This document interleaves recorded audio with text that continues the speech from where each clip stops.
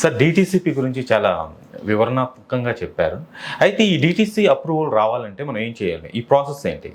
So ఈ DTCP దానికి మీరు వెళ్ళాలి అంటే డాక్యుమెంటేషన్ కొన్ని you have to edit few government documentations ఉంటాయి. ఫర్ ఎగ్జాంపుల్ లేఅవుట్ ప్లాన్ ఒకటి, సైట్ లేఅవుట్ ప్లాన్ ఉంటుంది. ఆ సైట్ లేఅవుట్ ప్లాన్ అది సబ్మిట్ చేయాలి. దాని డాక్యుమెంటేషన్లో నెంబర్ 2 పేపర్స్ ఉంటాయి.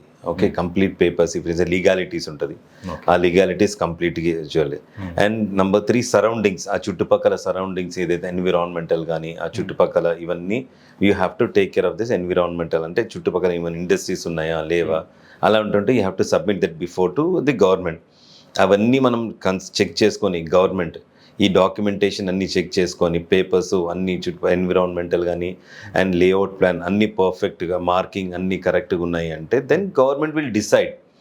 ఓకే, డిటిసిపి దెన్ గవర్నమెంట్ తరఫు నుంచి ఒక ఎంక్వైరీకి వెళ్తారు. Government will do the scrutiny part in the documentation. వీళ్ళు సబ్మిట్ చేసింది కరెక్ట్ ఉందా లేదా, లేఅవుట్ కరెక్ట్ ఉందా లేదా, వీళ్ళు ఇచ్చిన ప్లాన్ కానీ ఓకే పేపర్స్ కానీ ఎవ్రీథింగ్ ఈస్ అన్నట్టు ఉన్నదా, గవర్నమెంట్ నామ్స్ బట్టి ఉన్నాయా లేదా అని looking into everything. Then government will give consideration in terms of the DTCP approved plan number ఇస్తారు అనమాట. ఓకే. యా